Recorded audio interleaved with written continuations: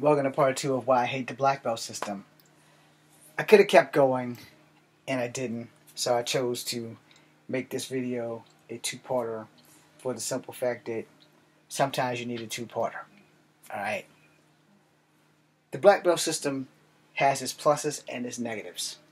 It has more pluses for those who are traditional than negatives. For me, it has more negatives because not fighting for your black belt only proves that you don't know if you're good. Fighting for your black belt proves that you have some skills. But when you are doing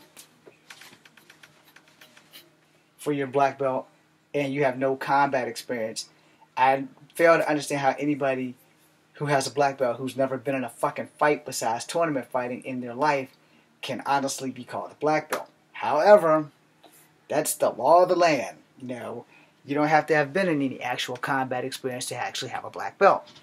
I find that shit ridiculous. Alright? Now, you don't have to agree with me. And I'm not going to be mad if you don't.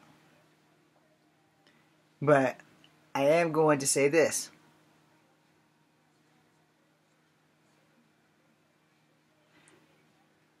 It's a good way to get hurt.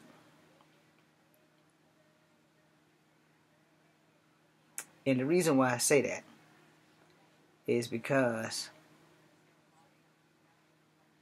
it's a good way to get hurt because overconfidence is a thing. And you can be overconfident and have a black belt and know that you have a black belt, but you might not be able to fight even if you have a black belt. Understand where I'm coming from when I tell you all this shit. It's coming from the verse of experience versus somebody who doesn't know what they're talking about. Now, I just recently found out that for the last 20 years of my life, I've been lied to. I have been lied to because I always thought there was a regulated body, and I was told to my face by instructors, all instructors, and maybe it was a deterrent to keep guys like me from getting ahead. Not because of my skin tone, but because I might be a little bit wild. Alright? Okay, let's face it, I'm a whole lot wild. But I'm an honest kind of wild. Every sensei in every school that I went to has always told me, you need a first degree black belt to teach in any school. You need a 5th degree black belt to own your own school. I recently learned that that shit ain't true. You don't need a black belt to open up a school at all. But money and a business license are something that is required, which I don't have. And I learned about this business license from my nephew's father, so that was cool. But I learned about black belts from people like McDojo Life and other things, and I guess it varies from state to state, but apparently you don't need a black belt to open up a martial arts school anywhere. I'm still not sure if that's true. I was also once told as a young man that I would have to register my hands if I was a black belt and I beat the fuck out of somebody, that I would legally have to register my hands and my feet. And so I didn't know step 1 on how to get that done. So I never went after that shit. And now that I'm a vet from the Army, I still didn't know that I didn't have to do all that shit and that I could have opened up a school 15 years ago. Wish I would have known that then. But I didn't. Because I was going under the impression that because everybody I met, including my old sensei, Master Ennis, told me the same line of bullshit. Well, James, if you want to open up your own school, you got to be a 5th degree black belt, and I don't really see you having that because, you're a little bit over the top, and you think that we should fight for our black belts, blah, blah, blah. Another senseis that I talked to, yeah, you got to have a 1st degree black belt, guy from the YMCA, yeah, you got to have a 5th degree black belt to open up your own school, 1st degree black belt to teach. And I'm like, well, where do I go to get all this shit? Yeah. Well, nobody really gave me any information, so I've been traveling through life for like the last 20-some-odd years. A dangerous man with martial arts skills and no one to teach because I was under the impression that I had to have a black belt. The fact that I've beaten black belts, not just in sparring matches, but in actual fights, that didn't dawn on me. That, I just thought I was okay. I never thought I was good, but I've never put down myself either. No, I've always strived to be my best at everything, especially fighting, because I'm so damn small that I got to be able to win. I don't have a choice. I'm only 5'3.5". I stopped growing at 17, I'm sure. So 5'3" is where it's at. You know, if you want to count that half. The thing is, you know, sorry, responding to a text.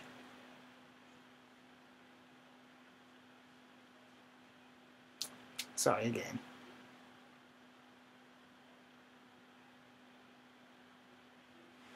Yeah, I was under the impression that I had to go out and try to find these things. And then no matter what sensei or what school I went to, no one would tell me that they would take me on and let me earn my black belt. Which is another reason why I said it'd be easier to fight for your belt. I'm not going to do like the dude in the Gary Daniels and Chuck Jeffries movie where I'm going to go around and start beating up champions at their dojos. I'm not going to do that shit. I probably could have done that shit in my 20s and 30s and it wouldn't have been a problem. But now at 47 and a hip replacement and in need of another hip replacement, it's probably not the best idea to go challenging people. But I searched and searched for everything to try and get a black belt and no one would take me in. No one would let me train there. No one would let me learn the kata for the black belt, not for taekwondo, not for karate, not for naharte, not for any martial art that I ever took, and I couldn't figure out why. Then I kind of found out 2-3 years ago that none of that shit was legal, none of that shit was necessary, and more importantly, none of that shit was true. And I was like, what? Yeah, it's like, yeah, you don't have to have a black belt, you just have to have a fucking business license. It's like, you gotta fucking be kidding me. I'm like 45, 46 at the time, 40, no, because I'm 47 now, so between 43, 44 is when I actually started really, really learning this shit from people, and I'm like, that's not right, because I was told if I beat somebody up because I know martial arts, I gotta get my hands registered. If I fucking get a black belt, you know, I gotta get my hands registered. I gotta do all this fucking shit. Somebody's sending me through some major hurdles, and no one would tell me where to go to get the shit done anyway, so you see where I'm going. In between all that, though, I asked lots of people if I could fight from a black belt. As I told you in the other video before this one, you know, why can't I fight for my belt so that you know that I'm good? He's like, do you know you're good? I said, it doesn't matter what I know and what I think, because I can think I'm good all damn day. Doesn't make that shit true. It just means in here and in here, I believe that I'm good. There's not a person on earth who doesn't believe they're the best. Excuse me. I'm sorry. Let me break it down for you. It's the truth. There's not a person on earth who does martial arts who looks at themselves and say, I'm not the best. Everyone on martial arts who do martial arts, who look at martial arts, who does a martial art, whether it be a stunt work or whether it be real live, honest to God fighting, UFC fighting, street fighting, most of us look at ourselves and say, yeah, I'm the best there is at what I do. So many people copy Wolverine on that and believe that they are the best. The problem is when real conflict happens. You know, when you actually have to fight somebody who actually knows how to fight. Alright? Then that I'm the best thing may tend to go out the window. Though. It's something that you have to understand how fights actually work. Fights work when two people's fists hit the other person. Or when one person throws a punch and the guy ducks and comes up and punches the other guy, or vice versa. In other words, somebody gonna get hit and somebody going to sleep. But if you've been training, you should be able to recover. If you haven't been training, you probably won't recover as fast or at all, which means you're going sleepy sleep. And the thing about fighting, you know, I got to give mad respect to my boy CM Punk, who went from wrestling to the UFC and found out that things work a little bit differently when you actually have to get hit with somebody who's not holding back versus with somebody who is holding back. You know, and yeah, CM Punk's one of my favorite wrestlers. And you know, I never wanted to see him leave the WWE, but he did. But I had overestimated him when he went to the UFC. I overestimated him. I honestly thought that he was going to kick everybody's ass. Alright? I got nothing against CM Punk. I love the guy. And I literally didn't think that he was going to go over there and have the record that he had, you know. But I said the same thing about Brock, you know. I didn't think Brock was going to win at all when he got over there. And Brock totally proved me wrong, you know. Now, the thing about fighting, it's the same thing where people are like, well, age is a factor too. And I tell them, go look at Ken Shamrock.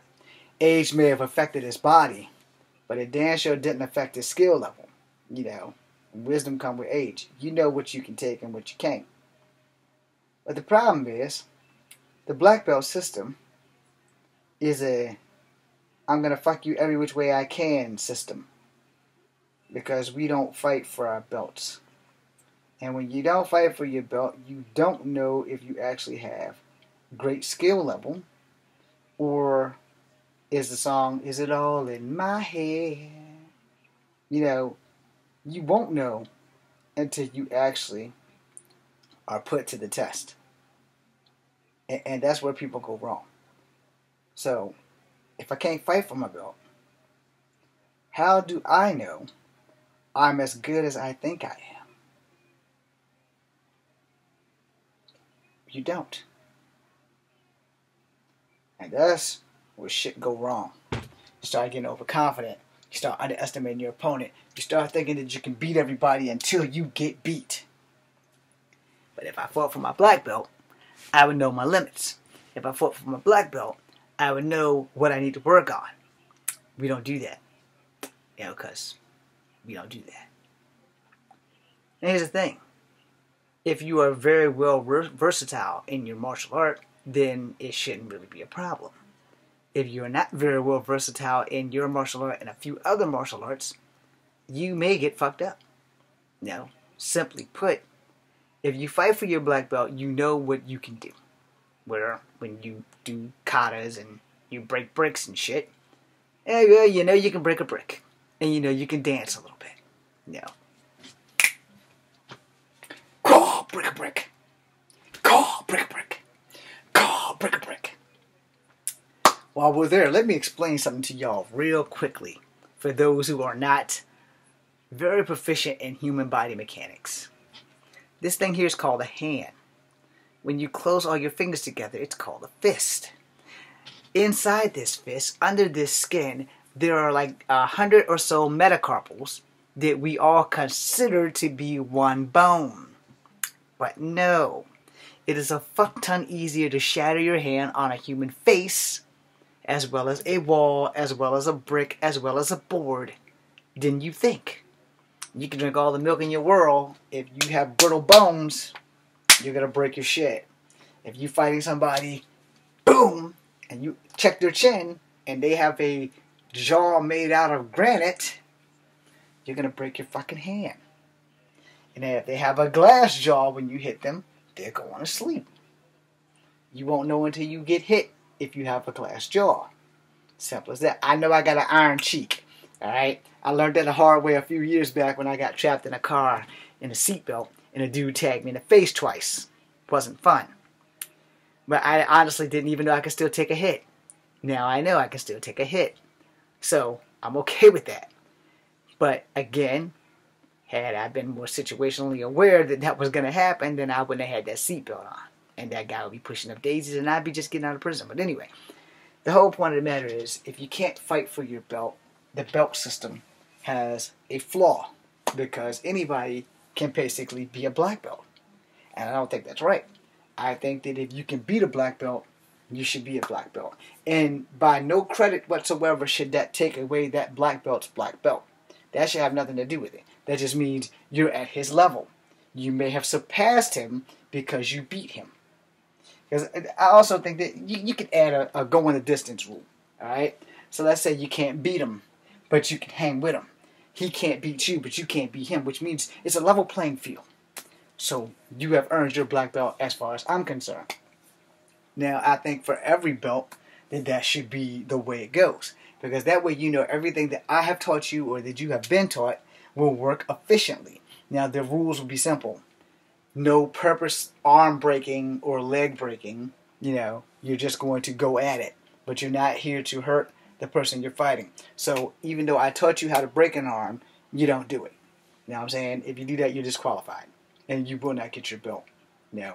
But even though I taught it to you, I didn't teach it to you to use against your fellow students in the dojo.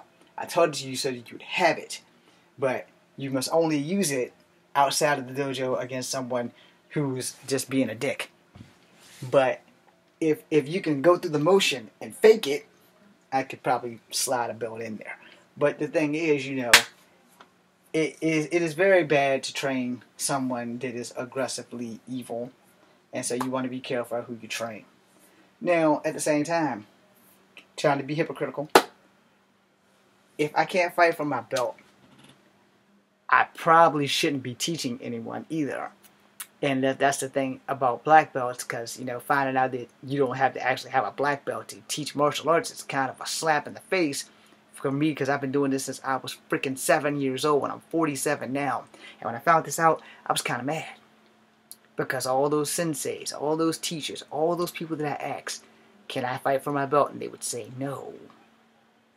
But yet, I can't prove that they actually earned their belts. That being said, this is Kung Fu Epic number 2. Be seeing you.